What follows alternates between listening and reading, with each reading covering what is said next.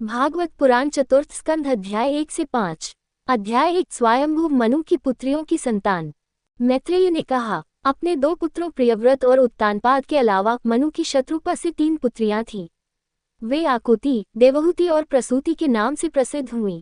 राजा ने शत्रुपा की सहमति से पुत्रिका धर्म की शर्त पर अकुति का विवाह रुचि से कर दिया। यद्यपि अकुति के भाई भी थे, ब्रह्म के तेज से परिपूर्ण पूज्य रुचि ने भगवान पर मन की परम एकाग्रता के कारण उनसे एक पुत्र और एक पुत्री नामक जुड़वा संतान उत्पन्न की। इन दोनों में से नर बालक स्वयं भगवान विष्णु थे, जिन्होंने यज्ञ का रूप धारण किया था, और मादा बालक को दक्षिणा बलिदान शुल्क कहा जाता था, जो लक्ष्मी भाग्य की देवी का अविभाज्य विष्णु से हिस्सा थी। विवाह में निर्धारित शर्त के अनुसार स्वयंभू मनु ने अपनी पुत्री के महायशस्वी पुत्र को अपने घर में लाया। रुचि ने भी बड़ी प्रसन्नता के साथ दक्षिणा को अपना पुत्र स्वीकार किया। सभी यज्ञों या मंत्रों के स्वामी भगवान यज्ञ ने एक मुर्गी दक्षिणा से विवाह किया, जो उनसे प्रेम करती थी। वे बहुत प्रसन्न हुए और दक्षिणा से उनके 12 पुत्र हुए, और दक्षिणा भी बहुत प्रसन्न हुई। ये 12 पुत्र थे: तोष, प्रतोष, संतोष, भद्रा, शांति, इदस्पति, इधम, कवि, विभु, स्वः, सुदेव, रोचना। स्वयंभू नामक युग मनवंतर में वे यज्ञ और दक्षिणा के पुत्र देवताओं के रूप में कार्य करते थे और सामूहिक रूप से तुषित कहलाते थे। मरीचि आदि उस युग के 7 ऋषि सप्तर्षि थे, जबकि हरि के अवतार यज्ञ ने इंद्र देवताओं का शासक का पद संभाला था। मनु के पुत्र प्रियव्रत और उत्तानपाद महान शक्ति और वैभव से संपन्न थे। वे, उनके पुत्र, पौत्र पुत्र और पुत्री दोनों से और उनके वंशज पूरे काल इस मनवंतर में शासन करते थे। हे विदुर, मनु ने अपनी दूसरी पुत्री देवहूति को कर्दम सृजित प्राणियों के स्वामी को दे दिया था। उनसे संबंधित इतिहास मेरे द्वारा वर्णित रूप में पहले ही आपके द्वारा सुना जा चुका है। आदरणीय मनु ने अपनी तीसरी पुत्री प्रसूति का विवाह ब्रह्मा के मानस पुत्र दक्ष से किया। उनकी संतान तीनों लोकों में बहुत दूर तक फैली हुई है। अब मैं तुम्हें कर्दम की 9 पुत्रियों के पुत्रों और पौत्रों के विषय में बताता हूँ, जो ब्रह्मा से उत्पन्न ब्राह्मण ऋषियों की पत्नियां बनी और जिनके विषय में मैंने तुमसे कहा है। कर्दम की पुत्री और ऋषि मरीचि की पत्नी कला ने 2 पुत्रों को जन्म दिया, कश्यप और पूर्णिमांत, जिनके वंशजों ने पूरी दुनिया को आबाद कर दिया। हे शत्रुओं को जीतने वाले विदुर, पूर्णिमान विरजा और विश्वग नामक पुत्रों और देवकुल्या नामक पुत्री के पिता थे, जो हरि के चरणों को धोकर अपने अगले जन्म में स्वर्गीय नदी गंगा बन गईं। अत्रि की पत्नी अनसुया ने 3 महान पुत्रों को जन्म दिया, अर्थात दत्त, भगवान दत्तात्रेय, ऋषि दुर्वासा और चंद्रदेव, जिनमें से प्रत्येक क्रमशः विष्णु, रुद्र और ब्रह्मा के अंश के रूप में उत्पन्न हुए थे। विदुर ने कहा, हे गुरुवर, कृपया मुझे बताए कि ये तीनों श्रेष्ठ देवता, जो संसार की उत्पत्ति, स्थिति और संहार के कारण है, किस उद्देश्य से अत्रि के घर में उत्पन्न हुए थे। मैत्रेय ने कहा, ब्रह्मज्ञानियों में श्रेष्ठ अत्रि ऋषि को जब ब्रह्मा जी ने सृष्टि कार्य करने के लिए प्रेरित किया, तब वे अपनी पत्नी सहित प्रमुख पर्वतों में से एक ऋक्ष पर्वत पर जाकर कठोर तपस्या करने लगे। वह पर्वत पलाश और अशोक के वृक्षों के वन से आच्छादित था, जो पुष्पों के गुच्छों से सुशोभित था। चारों ओर निर्विंध्या नदी के झरनों की प्रतिध्वनि गूंज रही थी। उस पर्वत पर ऋषि ने प्राणायाम, श्वास नियंत्रण के माध्यम से अपने मन को नियंत्रित किया और एक पैर पर 100 वर्षों तक खड़े रहे, गर्मी और सर्दी और ऐसे अन्य विपरीत युग्मों का विरोध करते हुए, और हवा पर निर्वाह किया। उसने मन ही मन प्रार्थना की कि मैं उसी की शरण में जाता हूँ जो जगत का स्वामी है। वह मुझे भी अपने समान संतान प्रदान करे। ये देखकर कि ऋषि के प्राणायाम से उत्पन्न अग्नि से तीनों लोक व्यथित हो रहे हैं और ऋषि के सिर से प्रज्वलित हो रही है, तीनों देवता ब्रह्मा, विष्णु और शिव ऋषि के आश्रम में गए। वे तीनों देव, जिनकी महिमा का गुणगान देवियों, ऋषियों, गंधर्वों, दिव्य संगीतज्ञों तथा सिद्धों, विद्याधरों और नागों जैसे देवताओं द्वारा बड़े पैमाने पर किया जाता था। तीनों देवताओं के एक साथ प्रकट होने से ऋषि का मन प्रकाशित हो गया। उन्हें सम्मान देने के लिए उन्होंने अपना शरीर ऊपर फैलाया, पैर पर खड़े होकर, और उन प्रमुख देवताओं को देखा। उन्होंने भूमि पर दंडवत होकर उन्हें प्रणाम किया। अपनी हथेलियों में पूजा की सामग्री लेकर उन्होंने उन देवताओं का आदरपूर्वक स्वागत किया, जो हंस, गरुड़ और वृषभ पर सवार थे और अपनी अपनी विशेषताओं, जैसे कामंडलू, सुदर्शन चक्र और त्रिशूल धारण करने वाले, से विभूषित थे। उन्होंने अपनी प्रसन्नता को अपनी कृपालु दृष्टि और मुस्कुराते हुए मुख से प्रत्यक्ष रूप से व्यक्त किया। ऋषि ने अपनी आंखें बंद कर लीं, क्योंकि वे उनके देवताओं के तेज से चकाचौंध हो गए थे। उन पर मन को एकाग्र करके तथा हाथ जोड़कर उसने मधुर, गंभीर शब्दों में उन तीनों देवताओं की स्तुति की, जो संपूर्ण लोकों में सर्वश्रेष्ठ हैं। अत्रि ने कहा, आप स्पष्टतः विख्यात देवता ब्रह्मा, विष्णु और शिव हैं जो प्रत्येक युग कल्प में माया के गुणों की सहायता से रूप धारण करते हैं, जो ब्रह्मांड की रचना, पालन और संहार करने के लिए त्रिविभाजित हैं। मैं आप सभी को प्रणाम करता हूँ। कृपया मुझे बताएं कि आप में से मैंने यहाँ किसका आह्वान किया है। इस आश्रम में मैंने संतान प्राप्ति की इच्छा से अनेक प्रकार से एक ही भगवान का ध्यान किया है। मुझे बड़ा आश्चर्य हो रहा है कि आप सभी देहधारी प्राणियों की बुद्धि से परे होकर यहाँ कैसे आए हैं। कृपया मुझे इसका रहस्य बताइए। मैत्रेय ने कहा, हे विदुर मुनि, अत्रि की यह बात सुनकर तीनों प्रमुख देवता हंस पड़े और उन्होंने मुनि को कोमल शब्दों में उत्तर दिया। देवताओं ने कहा, हे ब्राह्मण, जैसा तुमने चाहा है वैसा ही होगा, अन्यथा नहीं। तुम सच्चे निश्चय वाले हो। हम तीनों ही उस तत्व जिसे जगत का स्वामी कहते हैं के रूप हैं, जिसका तुम चिंतन कर रहे हो। हे ऋषिवर, आपका कल्याण हो। हमारे अंशों से अब आपको पुत्र प्राप्त होंगे जो संसार में यशस्वी होंगे तथा आपकी भी कीर्ति फैलाएंगे। इच्छित वर देकर दंपति द्वारा पूजित देवगण आश्रम से लौट गए, जबकि वे अत्रि और अनसूया मुंह बाए खड़े देख रहे थे। इस प्रकार ब्रह्मा के अंश से सोम का जन्म हुआ, भगवान विष्णु के अंश से योगेश्वर दत्त का जन्म हुआ तथा शंकर के अंश से दुर्वासा का जन्म हुआ। अब तुम अंगिरस ब्रह्मा के एक अन्य मानस पुत्र की संतान के विषय में मुझसे सुनो। अंगिरस की पत्नी श्रद्धा ने 4 पुत्रियों को जन्म दिया, सिनिवाली, कुहू, राका और चौथी अनुमति। इनके अतिरिक्त उसके अंगिरस के 2 पुत्र थे, उतथ्य जो स्वयं पूज्य भगवान थे और बृहस्पति देवताओं के गुरु जो ब्रह्म के प्रख्यात ज्ञाता थे। वे स्वारोचिष मनवंतर में प्रसिद्ध हुए। पुलस्त्य ब्रह्मा के एक अन्य मानस पुत्र को उनकी पत्नी हाविर्भू से अगस्त्य नामक पुत्र हुआ जो दूसरे जन्म में उदर अग्नि था, और एक अन्य पुत्र भी था जिसका नाम था विश्रवा जो महान तपस्वी थे। विश्रवा और उनकी पत्नी यद्विदा से यक्षों के राजा कुबेर धन के देवता का जन्म हुआ। दूसरी पत्नी केशिनी से रावण, कुंभकर्ण और विभीषण का जन्म हुआ। हे प्रतिभावान विदुर, पुलह की धर्मप्रायण पत्नी गति ने 3 पुत्रों को जन्म दिया, अर्थात कर्मश्रेष्ठ, वरियान और सहिष्णु। क्रतु की पत्नी क्रिया ने भी 60,000 अंगूठी के बराबर पुत्रों को जन्म दिया जो वालखिल्य कहलाए। वे सभी ब्रह्म के तेज से चमकते थे।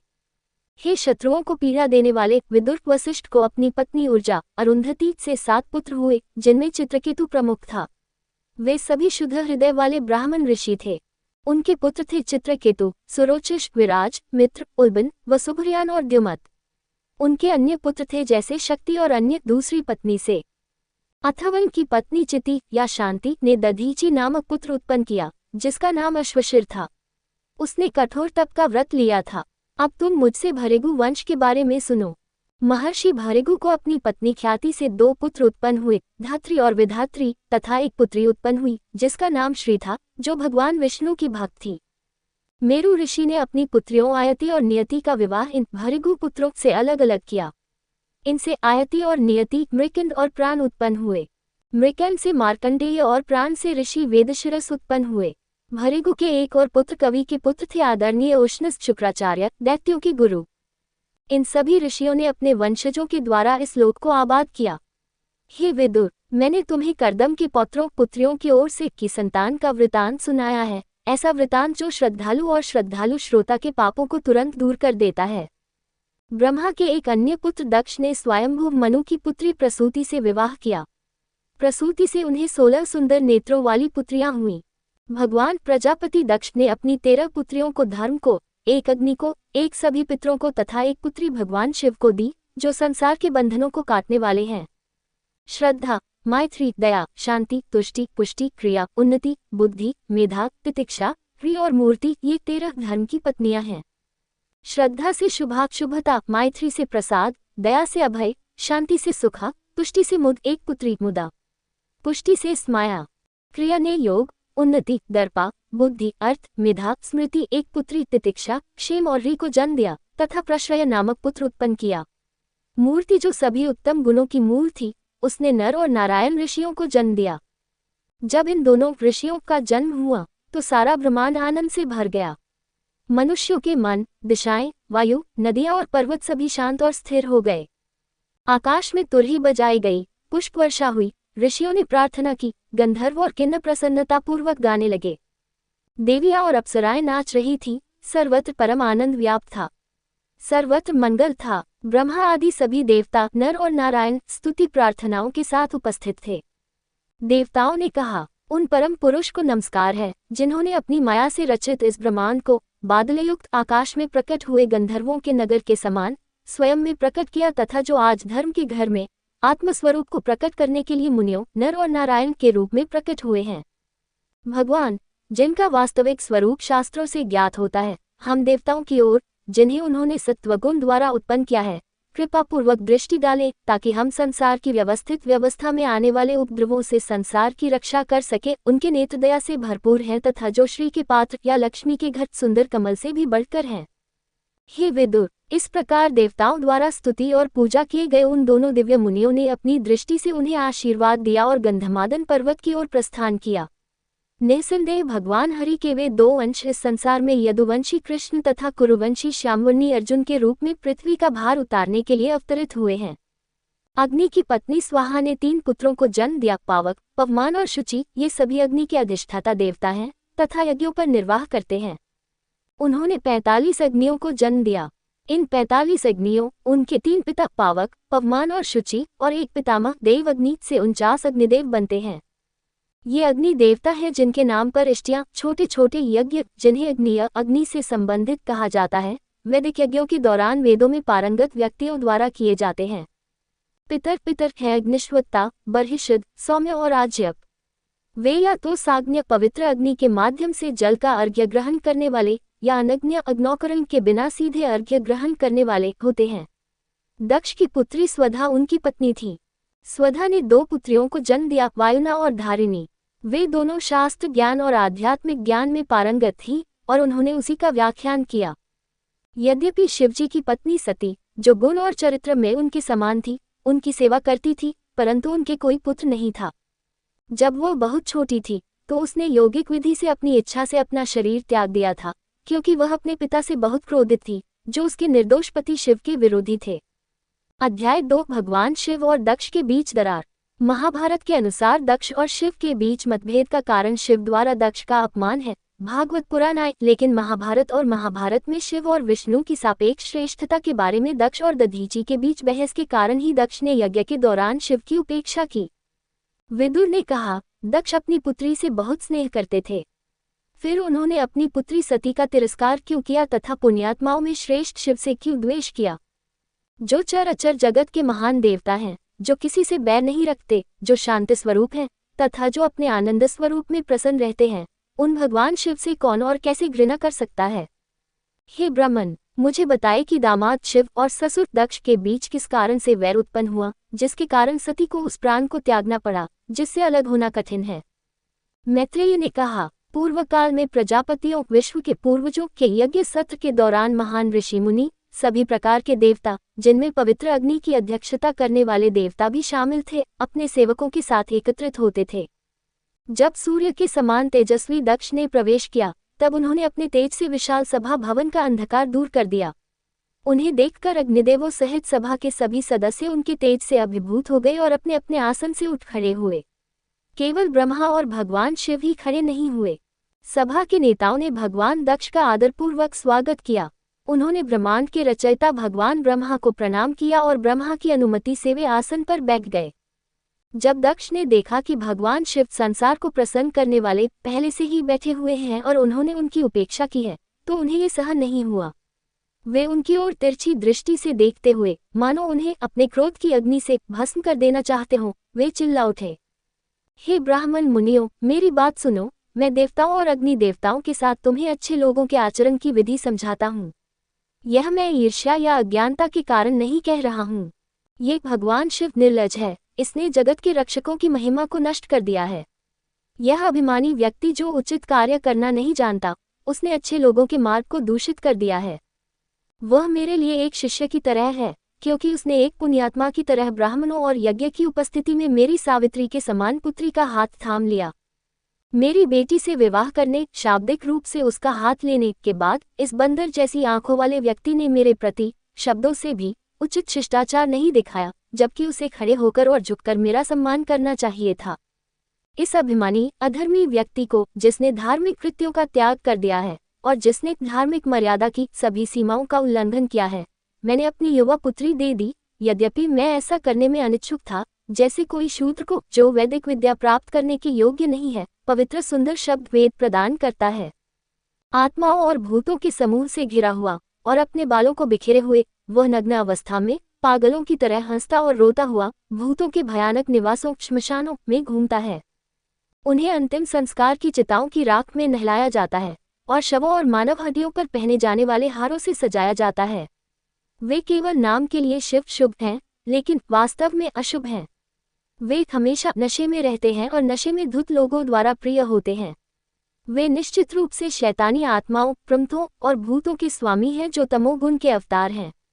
हाय, ब्रह्मा जी के कहने पर मैंने अपनी पुण्य पुत्री को ऐसे मनुष्य को दे दिया जो पवित्रता और पवित्रता से रहित, दुष्ट हृदय वाला, भूतों का स्वामी उम्दा है। मैत्रेय ने कहा, इस प्रकार शिवजी को धिक्कारने के बाद, जो उस समय तक चुपचाप प्रतिशोध के बिना बैठे थे, क्रोधित दक्ष ने जल को छुआ, आचमन में उसे पी लिया और उन्हें शाप देना शुरू कर दिया। जब देवताओं को यज्ञ अर्पित किया जाएगा, तब देवताओं द्वारा शापित ये शिव, इंद्र, उपेंद्र, विष्णु और अन्य देवताओं के साथ अपना भाग यज्ञ में प्राप्त नहीं करेगा। उद्धरण चिन्ह। हे विदुर, यद्यपि सभा के प्रमुख सदस्यों ने दक्ष को शाप देने से मना किया था, फिर भी उन्होंने शिव पर्वतों के स्वामी पर शाप दे दिया।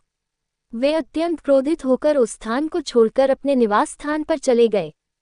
शाप के बारे में जानकर शिव के अनुयायियों के नेता नंदीश्वर ने क्रोध से लाल हो चुकी अपनी आंखों से दक्ष तथा उन ब्राह्मणों को भयंकर शाप दिया, जिन्होंने शिव की निंदा को सहमतिपूर्वक सुना था। जो मनुष्य अज्ञानी होकर इस नश्वर शरीर को बहुत अधिक महत्व देता है और उन भगवान शिव से द्वेष करता है, जो किसी से बैर नहीं रखते, वह भेदभाव रखता है और सत्य से मुंह मोड़ लेता है।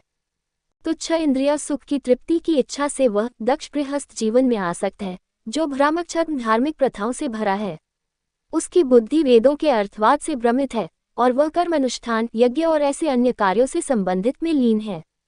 अपनी बुद्धि को शरीर पर गलत तरीके से केंद्रित करके तथा आत्मा के वास्तविक स्वरूप को भूलकर दक्ष पशु के समान है।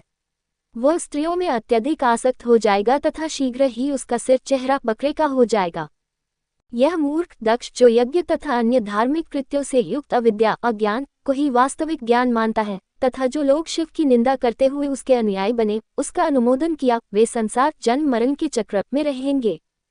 हर शिव के शत्रु कर्मों से मोहित हो जाएंगे और उनमें आसक्त हो जाएंगे, क्योंकि उनके मन वेदों की पुष्पमय भाषा में दी गई मदिरा की गंध के समान मोहक समृद्ध वादों अर्थात स्वर्ग में सुखी जीवन के मंथन छड़ी से व्याकुल हो जाएंगे। ब्राह्मण कुछ भी और सब कुछ खा लेंगे, बिना यह विचार किए कि शास्त्र इसकी अनुमति देते हैं या नहीं। वे अपनी आजीविका के लिए विद्या, तप और व्रतों में समर्पित रहेंगे। वे इस संसार में भिक्षा मांगते हुए भटकेंगे, संपत्ति, शरीर और इंद्रियों के सुख में आनंद लेंगे। ब्राह्मण समुदाय पर यह श्राप सुनते ही भृगु ने एक प्रतिशाप दिया, जो ब्राह्मण शक्ति द्वारा दिया गया एक अपरिवर्तनीय दंड है।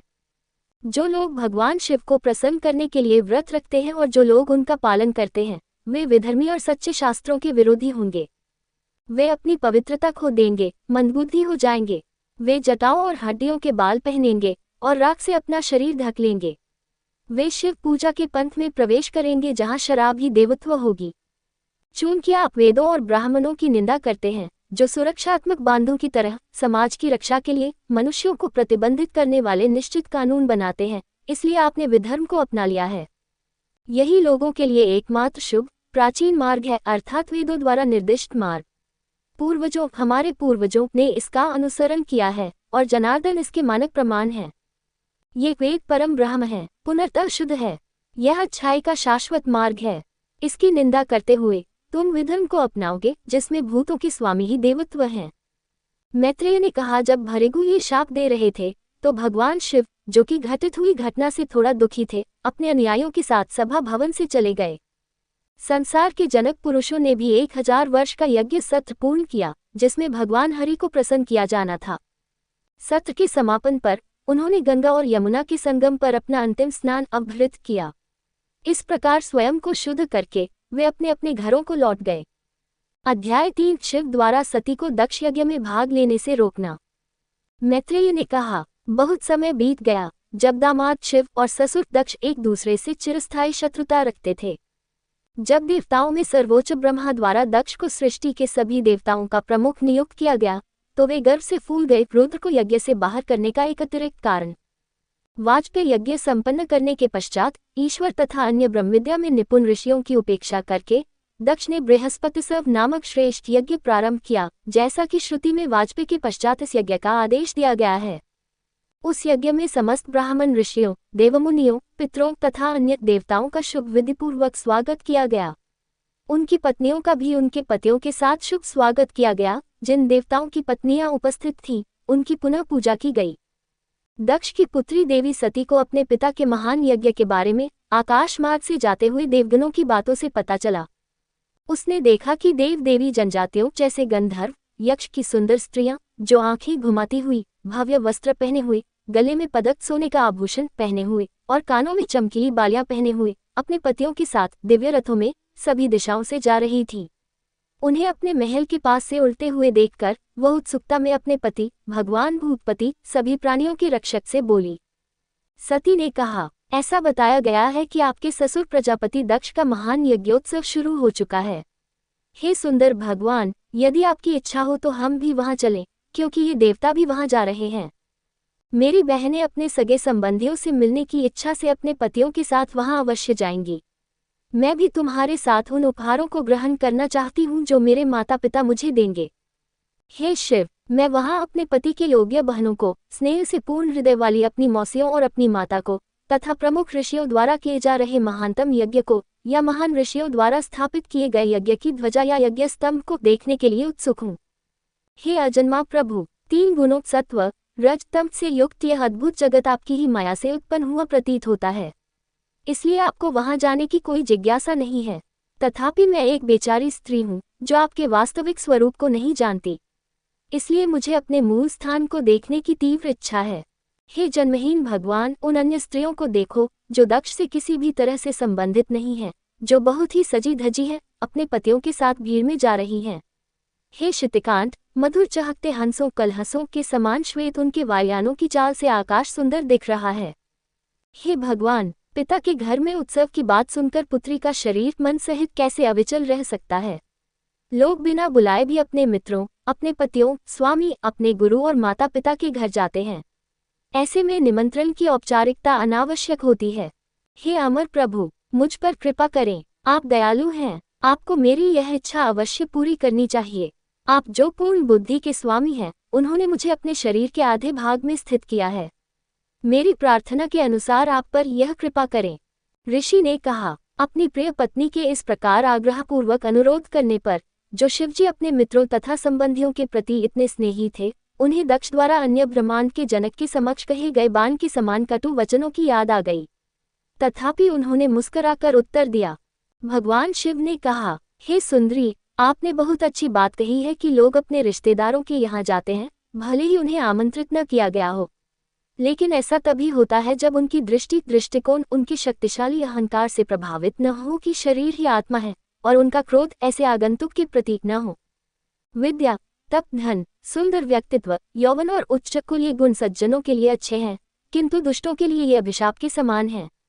जब ये गुण दुष्टों की स्मृति और ज्ञान को नष्ट कर देते हैं, तो वे केवल अहंकार को बढ़ाते हैं, क्योंकि ये दुष्ट लोग महान लोगों की महिमा का एहसास नहीं कर पाते।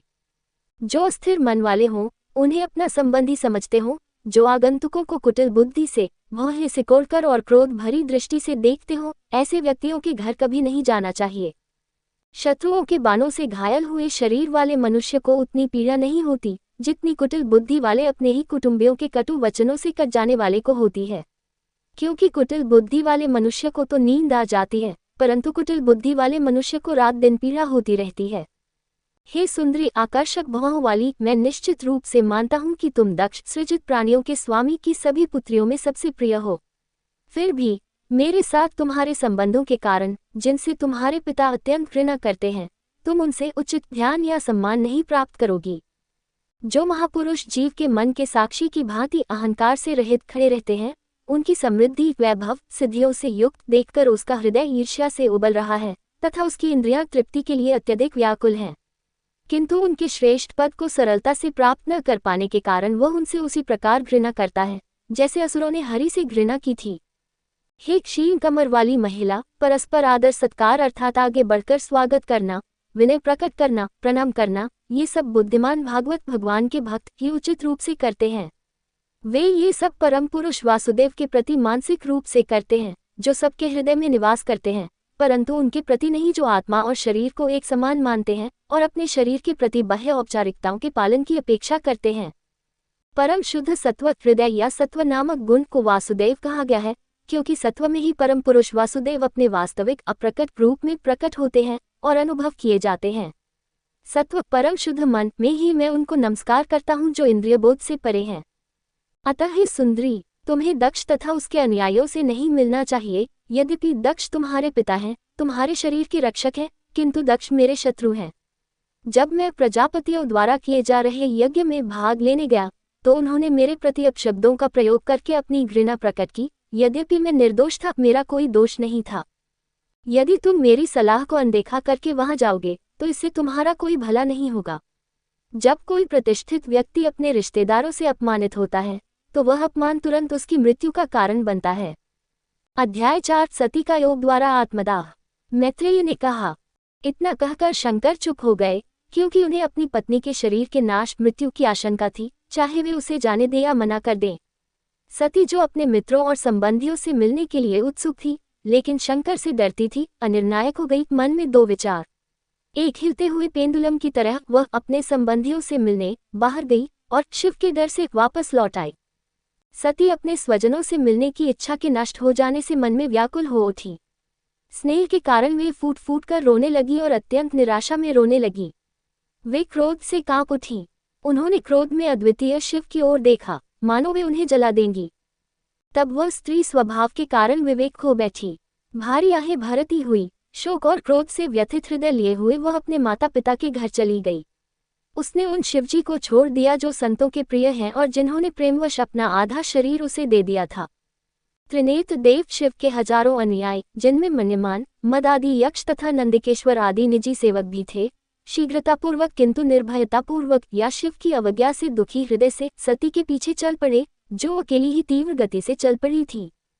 उन्होंने उसे सबसे अच्छे बैल नंदिकेश्वर पर सवार किया।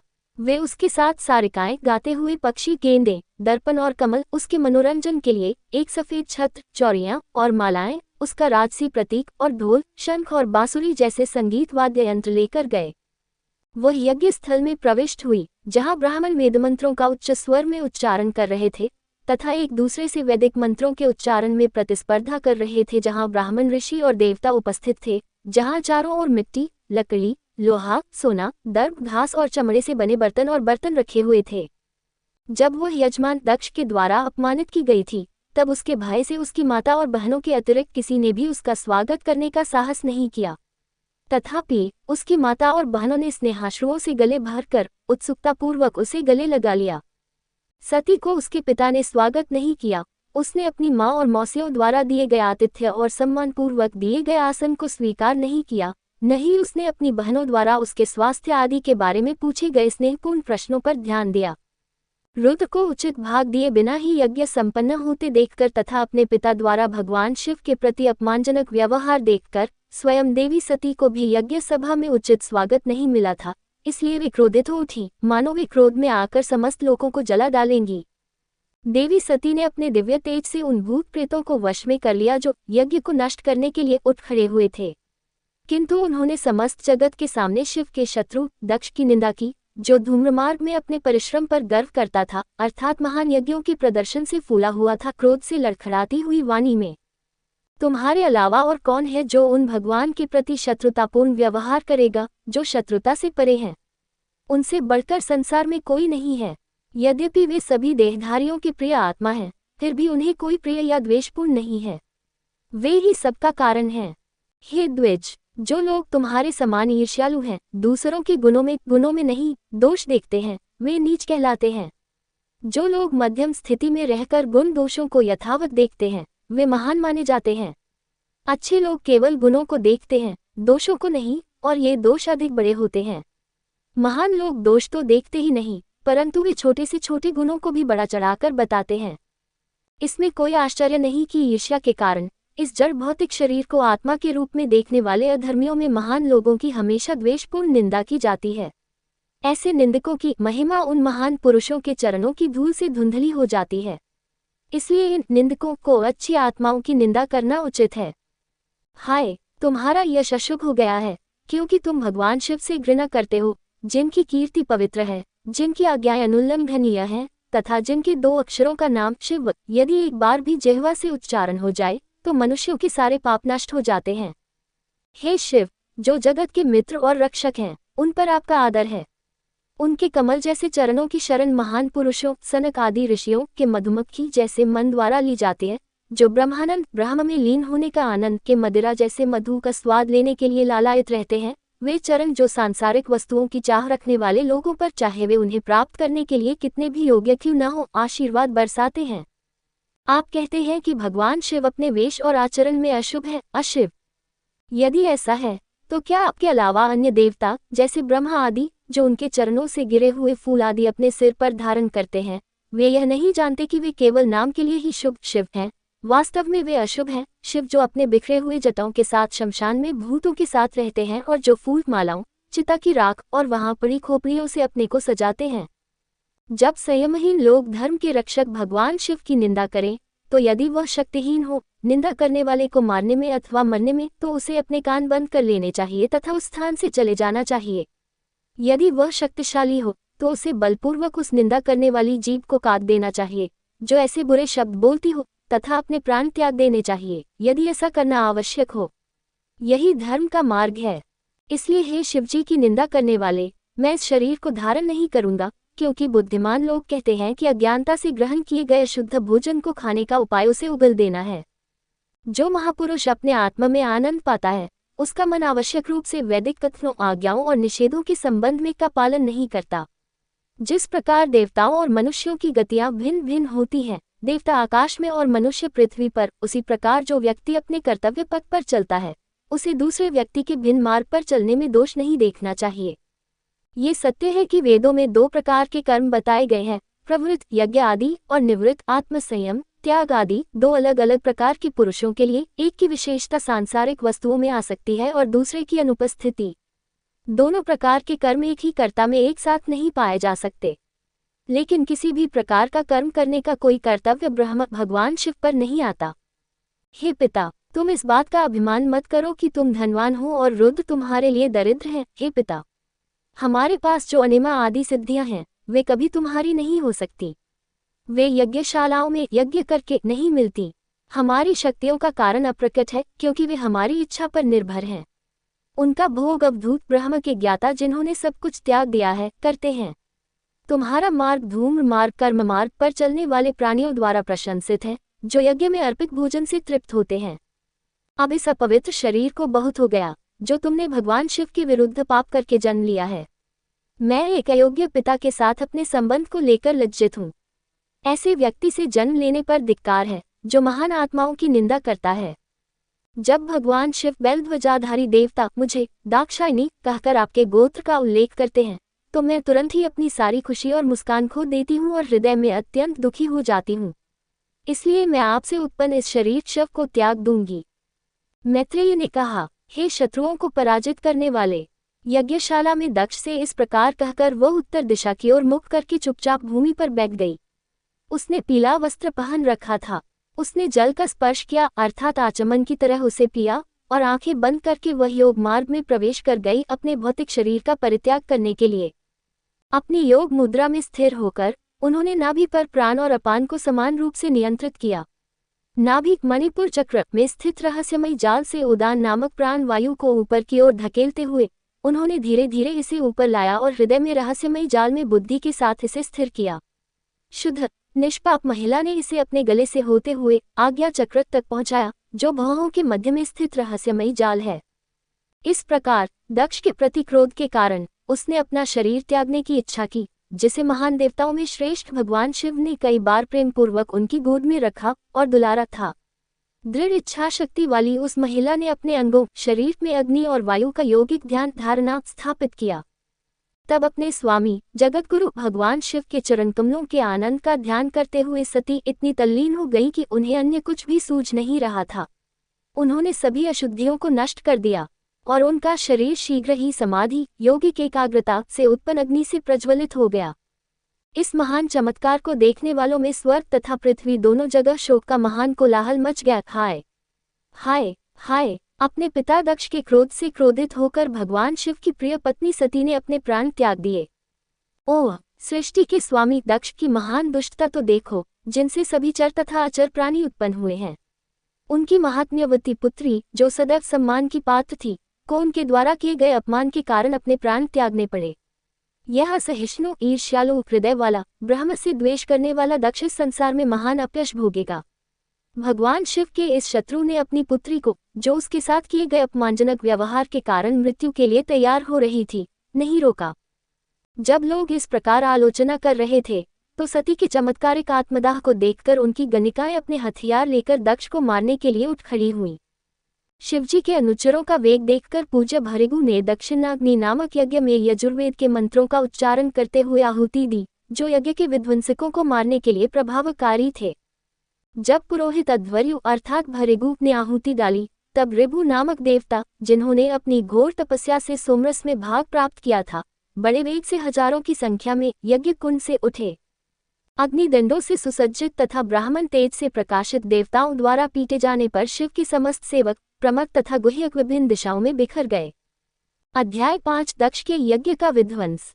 मैत्रेय ने कहा, नारद जी से प्रजापति दक्ष द्वारा अपमानित होने पर उनकी पत्नी सती की मृत्यु तथा यज्ञ में ऋभुओं द्वारा उनके अनुचरों की सेना के पूर्ण विनाश का समाचार सुनकर शिवजी के क्रोध की सीमा न रही। शिव जटाधारी भगवान क्रोधित हो गए और उन्होंने अपने होंठ काट लिए।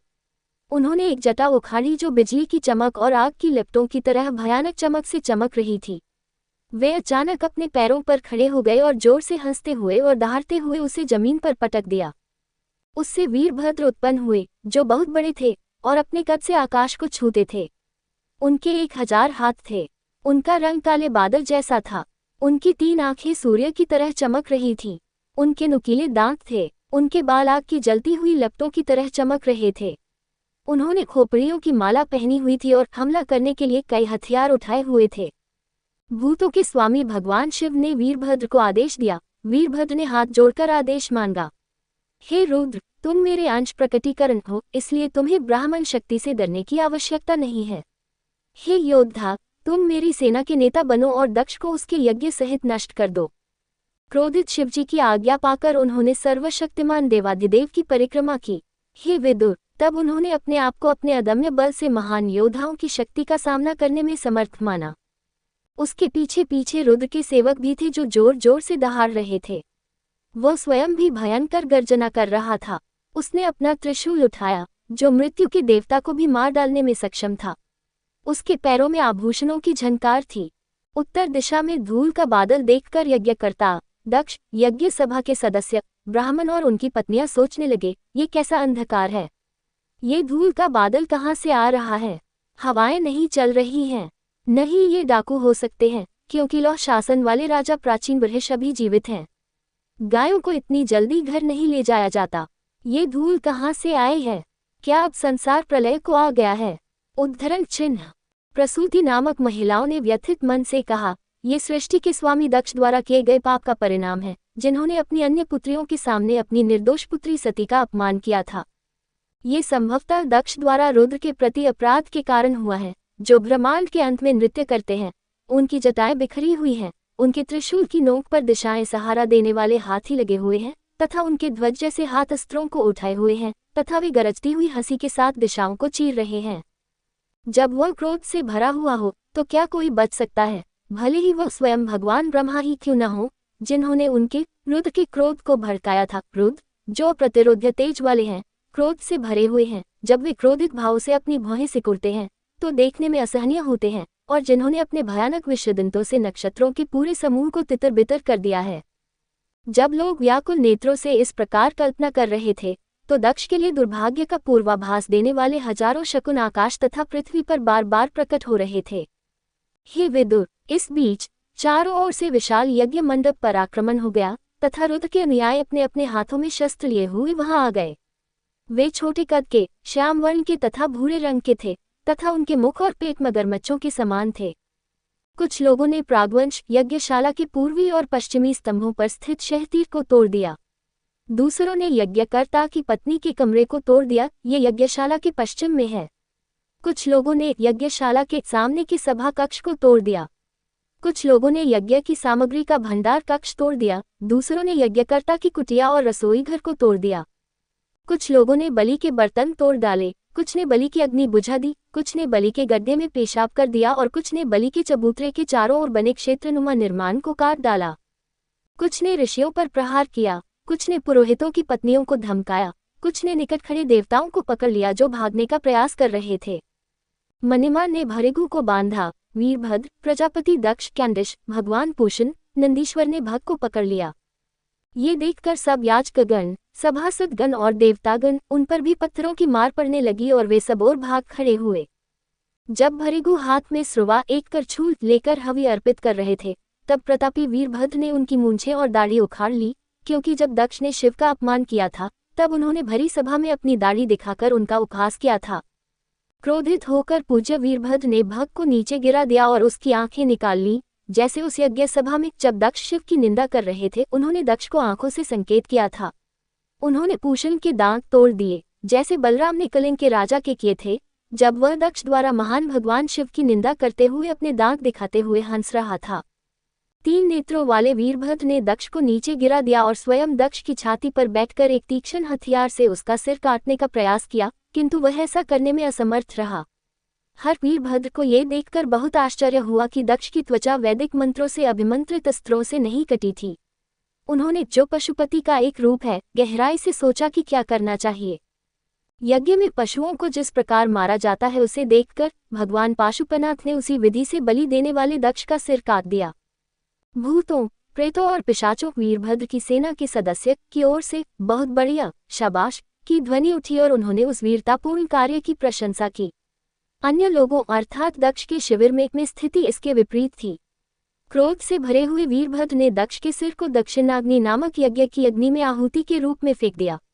यज्ञ की इमारत को जलाकर वह गुह्यकों के घर कैलाश लौट गया।